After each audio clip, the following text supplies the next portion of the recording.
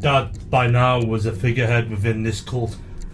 As often is the case when selfish ambition rises, others in leadership race, desiring to accelerate up the ranks, and they'll do whatever it takes, even if it's at the expense of a friend.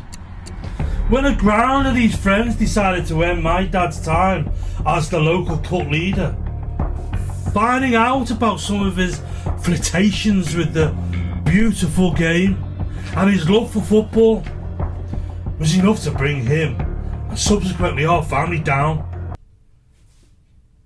At home, before I was born, Dad would secretly whip out a television to keep up with the latest football results and watch Match of the Day, or he'd sneak out a radio and listen to the commentary, or listen to the exploding Mersey-beat sounds of the Beatles, knowing visits from the leaders could occur at any moment. Dad would sit on the edge of his seat watching this television, waiting for that knock. He would be ready to run, lift that television set and hide it before giving entry, who would usually be a senior cult member.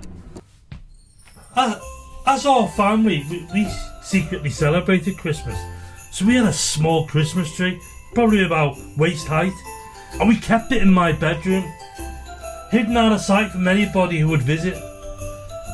Similarly, once we knew a senior leader was knocking on our door, panic would take over as we sought to smuggle this tree out of sight at great speed while someone kept our visitor distracted downstairs. We could always get away with presents at Christmas because both my brother and my birthdays were soon after, and it didn't look suspicious when we had numerous gifts around Christmas time. A point worth noting, because we were soon to be sent out into abject poverty, and the many Christmases thereafter were to be in stark contrast to our festivities secretly enjoyed whilst we were members of the cult. Some of Dad's acquaintances from back in the day who grew up with him, so they were naturally aware of some of his extracurricular activities. Some had taken part in these sins.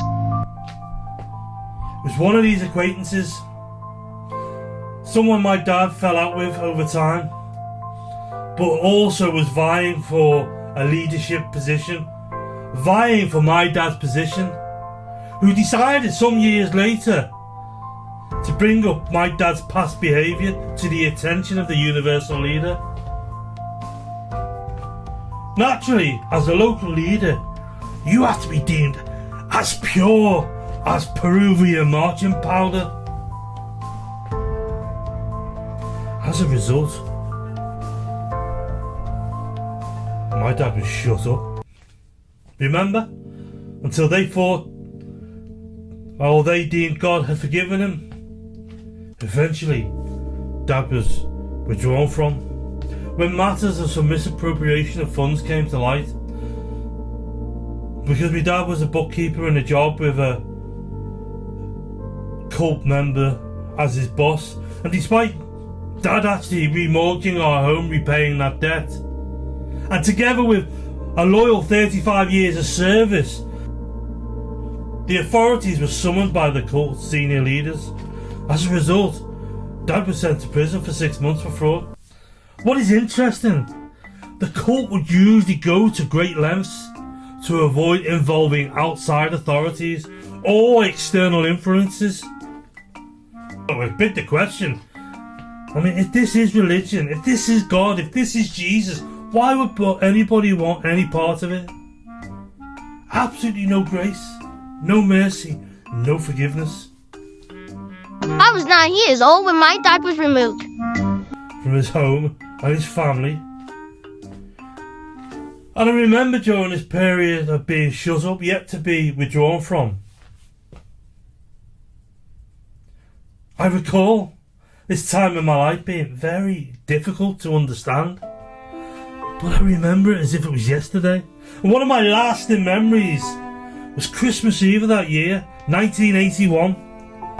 Still forbidden to see his family. Little did I know, but Dad had quietly returned to our house to see Mum. It was in the middle of the night. This was the early morning, actually. I'd woke her up a little bit earlier than usual to go to the toilet. Perhaps divine incidents, for it was at that very moment our paths crossed. I hadn't seen my dad for a while, and there he was just in front of me. Just as he was about to leave to return to his bedsit, Dad didn't know what to do. He was not meant to be there, nor did he want to alarm my brother or my sister. It would be too emotional. Plus, Nana was still living with us. He was still in the cult, and she would have been compelled to tell the leaders. My dad had come home and had made my mum unclean. He was asleep in the next room. I mean, if we rarely got back, my mum would end up suffering a similar fate. Worse still, as my brother was now of an age 14, the cult could effectively take him away from my parents. Which is what he did. For on that desolate landing, Dad just looked at me, and he whispered, I love you. and he pulled his finger to his lips and breathed. Then left in a moment. He was gone again. But it soon became apparent as to why he was there. Mum was hatching a plan to bring Dad back home. But it would be at the expense of us as a whole family leaving the cult. Which, to you, might seem a good way out. When you've been in this all your life, my dad 35 years, you're institutionalised into this setup. Your job's there, your mortgage is there, your family's there, your extended family. It's the last thing you would want or could even imagine doing. And my family had become so broken, my mum thought, was it worth foregoing to have our dad back? Being in the cult so our family could be reunited. Even if hell would now be our destination. My mum missing Dad and struggling to bring up 3 children on her own was now ready to make a decision that would change all our lives forever. I mean, the draconian conditions that we were subjected to, they were utterly gruesome. I know of a family whose son had been shut up and was imprisoned in his bedroom for months and could not leave his bedroom whilst his family were in the house, or until he got himself clean, or as usual, the leaders thought God had forgiven him. So much so that it came to a point where the children were removed from the house completely. And then when he turned 16, officially in age to be punished, he was finally excommunicated, sent to hell, and made homeless, so all the other family could return home. Nana's health was declining rapidly, and her final days were spent in a nursing home. And incredibly, although difficult to forget, the leaders of the cult, who simply did not like the arrangement that she'd still spent time in our home whilst we were en route to hell, and were still allowing us to go and see her on her deathbed, unofficially had her shut up. During that time, particularly her final days, not one of her cult members, including Nana's close and long-term friends, came to visit her on her deathbed. My Nana was in her 80s. She'd been in it that long, but they just disregarded her. When she passed away, the only reason they undertook Nana's funeral was that it had been left in her will and not changed, or with the chance for me mum to remove the said funeral provision, which effectively removed my mum and our family from any involvement. Not only did mum lose her mother, but she was not allowed to go to Nana's funeral. We had to wait for the cult to finish burying her, and once in the ground covered with all the mud, could we have our graveside ceremony and pay our last respects. They didn't want us contaminating her grave as she went in. Sad but true. Dad never learnt of his mother's passing until 4 months after she had died. which was the intention to stop him turning up to her funeral and contaminating the proceedings. I mean, just messed up stuff. I mean, furthermore, and the final insult, when my dad died only a few years ago, and some 40 years later, the curse of the cult returned yet again, in an attempt to steal and destroy and shroud my dad's final moments. My dad should have been buried with his mum in her grave. She was the only one in it. But because the cult owned the grave, They would not allow Dad's remains to contaminate his mum's. I mean, isn't this just immoral, inhumane, and utterly heartbreaking? Shunned and alone, separated from his mother in life, now also in death. One of my lasting memories of the cult was all the damn funerals and all the dead bodies. This the start of my fearful affair with death. When a member died, everyone attended the service, but the body of the deceased was laid out for all to see, and it would be displayed at the entrance as you walked in. Then we would sit down, it'd be carried in, put in the middle of the meeting room where we could all look at it again, and then at the end we all had to go and look at it for one final last time.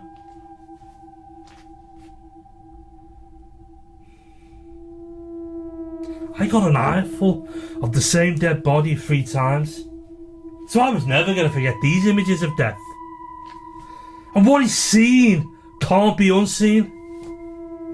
Equally as harrowing, the bodies were all prepared and embalmed by an in-house undertaker.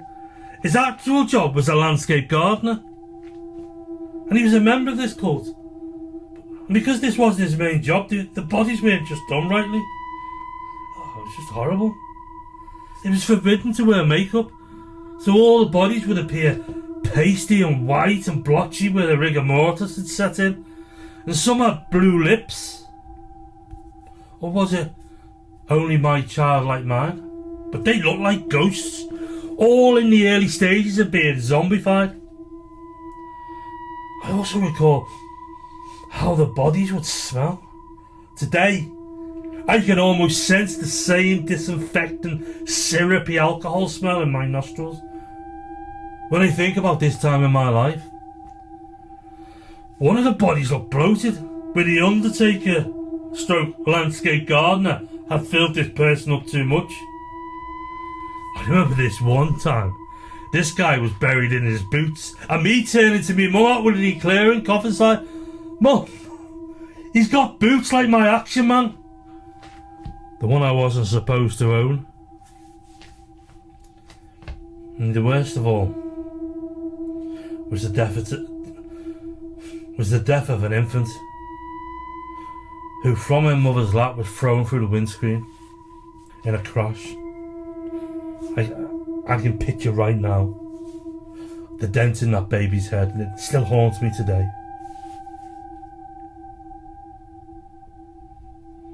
A lot of people who leave, who aren't in a coffin, they actually escape or get kicked out from the cult. They go completely off the rails, which I suspect the cult manipulates to sanctimoniously claim, "I told you so." That's why we keep our people separate from the world. And they use it as a form of control and fear to keep its people trapped. In reality, when they are excommunicated, withdrawn from, it cannons them into a world they do not know. They feel like aliens and are so messed up that they rebel or get lost in it, just like I did. But my dad, now officially sent to hell, locked in a little bedsit,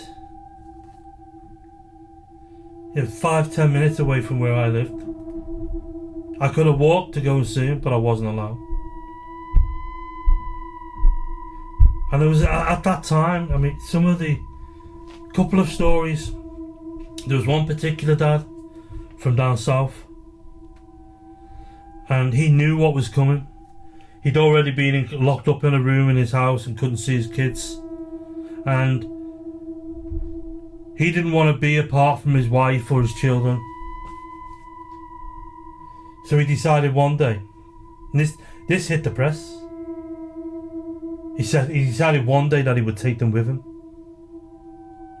What do I mean by take them with him? He killed them all with an axe and then hung himself. There was another father, and he had developed an addiction to smoking cigarettes.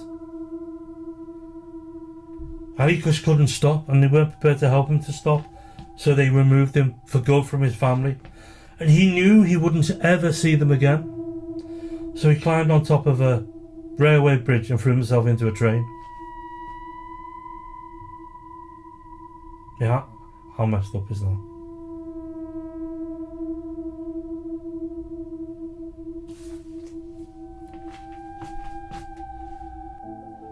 Let me tell you a bit about my mum. I mean, what inspires me the most about her was she never gave up. And my nana, her mum, came from a culinary background. And mum had inherited her art and love for cooking. It was heaven sent. Particularly during such austere times when we're out the cult. When my dad's got no money, got a big debt on the house, can't get a job. Because most of the foods were grown in the garden and home cooked. Tasty as you like, cheap and made to last. But we ate very well on a shoestring because of mum's culinary ingenuity. I mean, despite circumstances, it was an amazing and anointed gift. I took mum from home cooking to feeding the world's elite. The Queen, no less, and Paul McCartney. And also Margaret Thatcher, who remarked it was the best salmon I have ever eaten. Some scousers probably are saying now she should have spat in it. I mean, what really filled me with great pride, she became the main breadwinner. My little old mum. What a woman. I mean, what resolve. And what a story. She had basically gone from nothing other than a distressed, indoctrinated, super suppressed, brainwashed housewife and servant to men to the top of her game, feeding the Queen. I mean, one word, wow. She recounts meeting the Queen. And also on another occasion drinking copious amounts of red wine with Paul McCartney into the early hours. This was when he famously performed his classical oratorio at the cathedral. You know, as a son of this very special lady, this very special mum, I couldn't ask or pray for anything other than a long and healthy life for her. I mean, thanks, mum, because I love you dearly, and you stand for everything that cult was not. What I wish they were, and I am eternally thankful for all you've done for me, and I'm proud of all you've achieved through such difficult circumstances and the stuff you experienced. I mean, what a legacy.